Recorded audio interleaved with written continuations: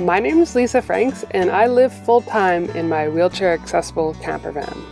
I travel all around North America. I chase sun, surf, mountain bike trails, and any other adventure that comes my way. In today's video, we're going on a road trip.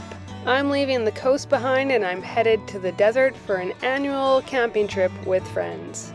Let me tell you, the weekend gets pretty wild. I have a guest stay with me in the van. I don't want to go back to normal life. I like it in here. We go off-roading, flying, we're jumping over fires.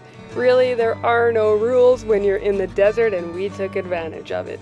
So join me for a little recap of my weekend. I made quite the entrance at camp by immediately getting stuck in the sand.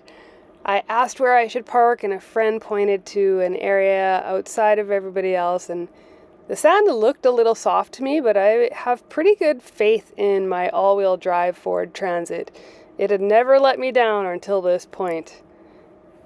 To my relief, there were plenty of people already at camp, and within minutes of arriving, they had shovels and were getting me unstuck right away. A little more gas, a little more fuel. Go somewhere! Not here! Looks like a good site. The sun's about to go down, but I want to get set up. I want to put some access tracks down on the sand so it's easier to get around just outside my van. And I still have to hang up my wetsuits. I surfed yesterday afternoon and this morning, and they haven't had a chance to dry, but in the desert, I don't think it will take very long for them to get nice and dry.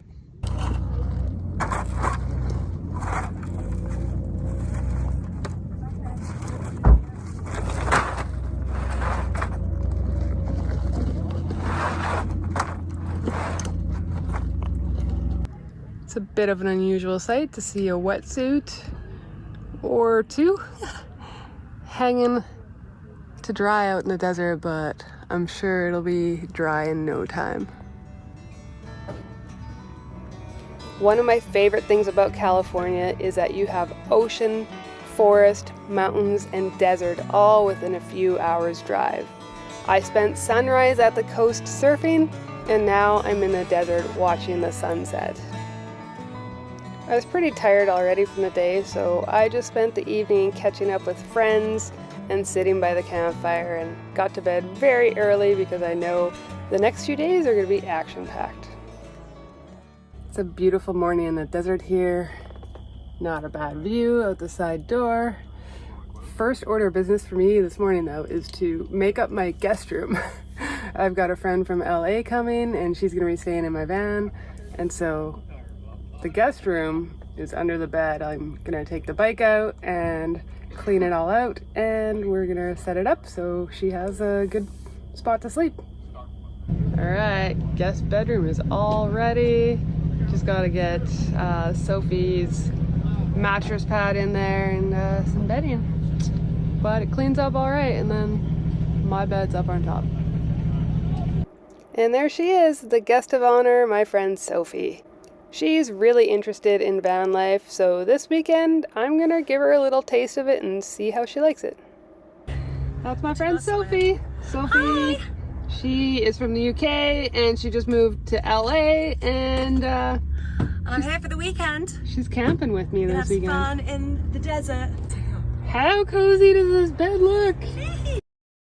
After giving Sophie a quick tour of the van and the rest of camp, we wasted no time getting into the action. First up was some off-road adventuring.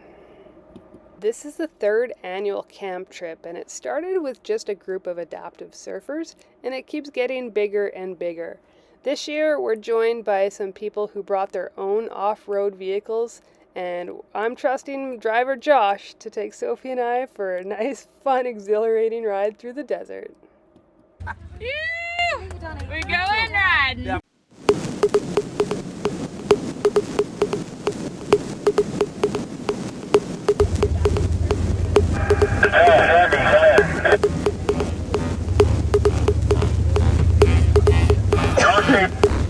Go.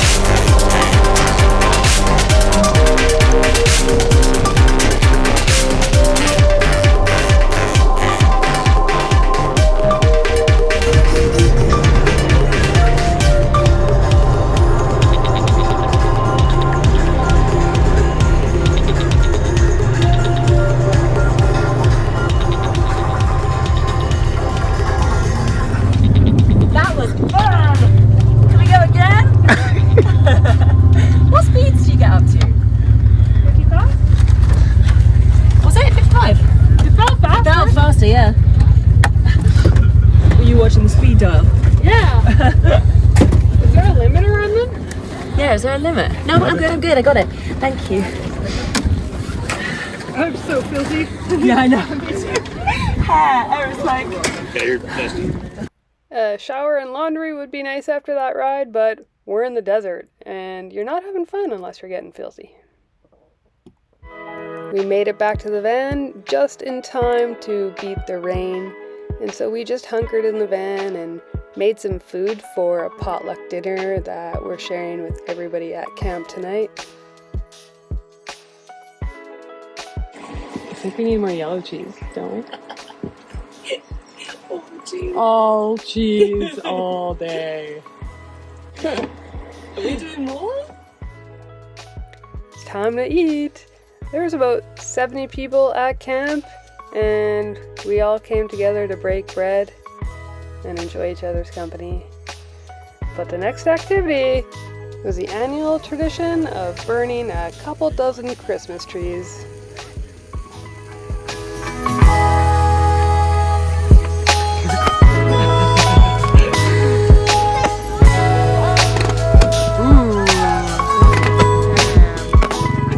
And the night finished off with some of my friends jumping their dirt bikes over the smaller campfire.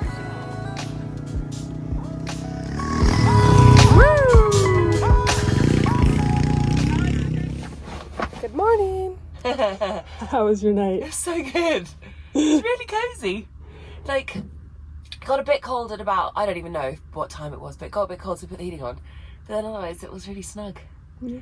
I don't want to get out. It rained a little bit. And guess who left their chair outside and didn't put a cover on it? Yeah. Yeah, that was silly. We weren't thinking last night very well. No, never mind. Yeah. All things considered, all of the things that could go wrong. Yeah. Yeah. Would you ever do van life after spending one night in it? I'd do van life for the rest of my life. I don't want to go back to normal life. I like it in here. This is my room now. It's always there for you. My van was not designed for two wheelchairs. There just isn't enough room inside, so Sophie had to keep hers outside at night. Okay, so look at this, watch this, right? This is Lisa's genius thinking. So that my chair doesn't roll away.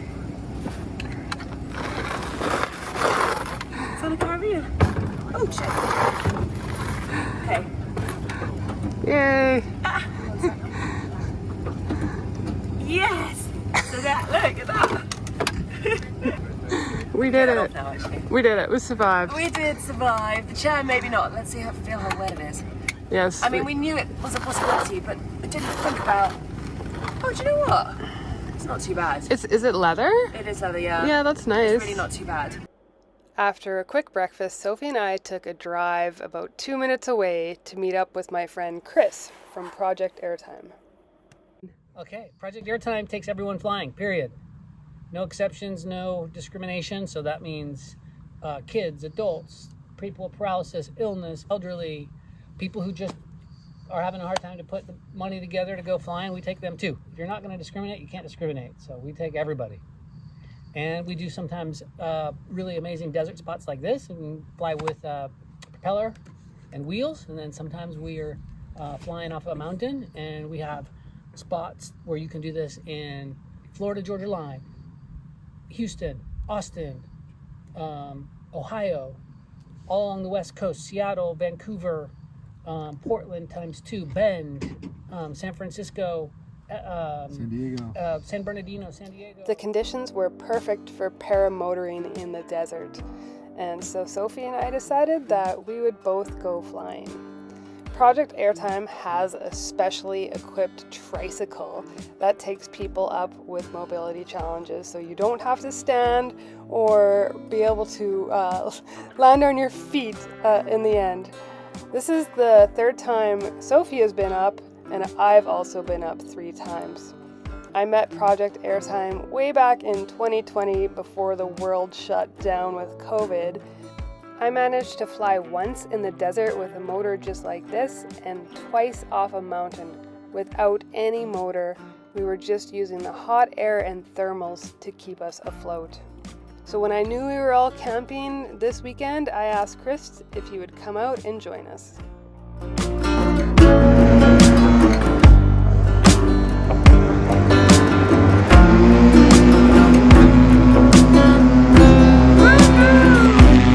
Go, Sophie, go!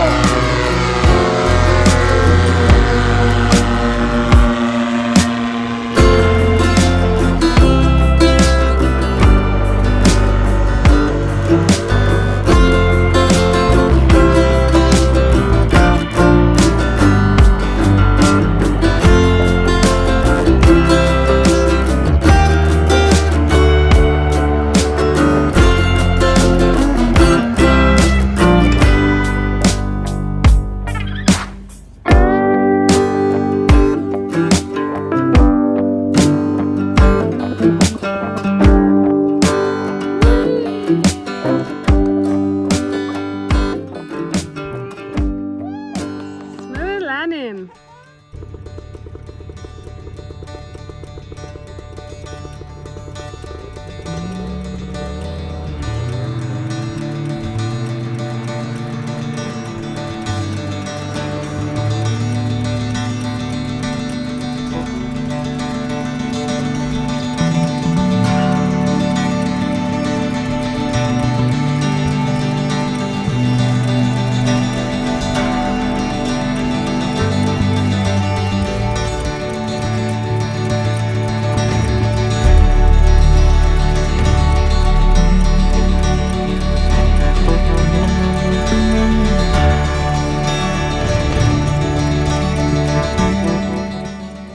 My world is filled with limitations.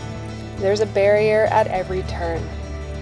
Life can be challenging, and basic tasks take more energy and ingenuity than most people could imagine. But when I go flying, those challenges are far from my mind. Limitations fade away and are replaced by the exhilaration of flight. Anytime I go on an adventure like this, it's not about escaping the wheelchair. It's about transcending it and surpassing the limits this physical world tries to place on me. In the air, the wind doesn't discriminate, and neither does the sky. Everyone, regardless of physical abilities, deserves the chance to take flight. So thank you, Project Airtime, for your commitment to inclusion and for creating memories of pure freedom. Your efforts are not only uplifting individuals, but also uplifting spirits.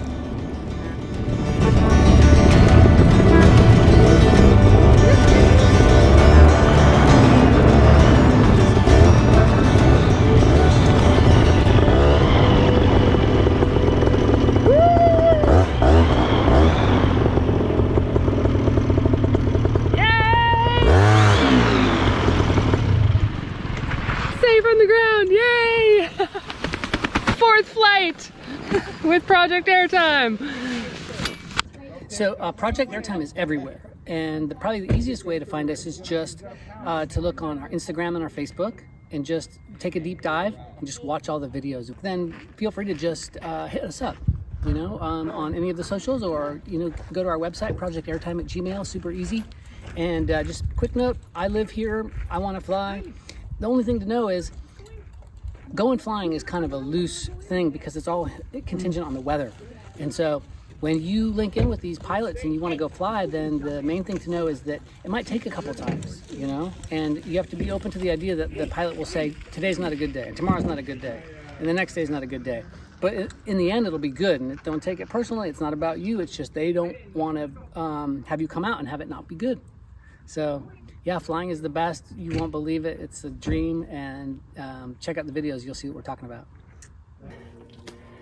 It has been an amazing weekend, and it's sadly time to pack up, at least from this camp. I'm gonna get my van put back together. I've got the garage, which was completely empty, to make room for Sophie to sleep. I gotta put my bike and everything back in there, and then even this drawer set. So it's gonna take a few minutes before I feel like I'm back in my home and it's all sorted. After that, I'm gonna figure out what the next move is. I might stay here for another night, or I might just move down the road to another camp spot. I'll probably base it on the weather, but we'll see. Okay. Time to get this van looking a little more like my van.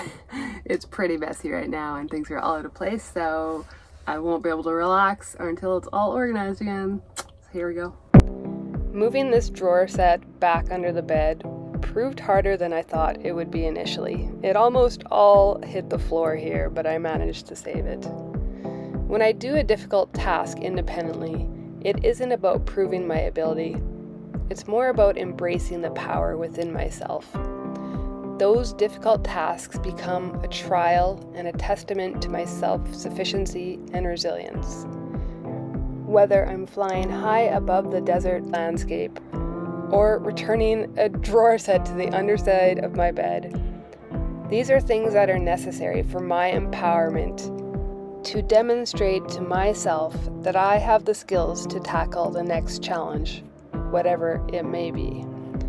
Thanks for tuning into my wild weekend in the desert. Remember everyone, keep it wheel, and we'll see you in the next video.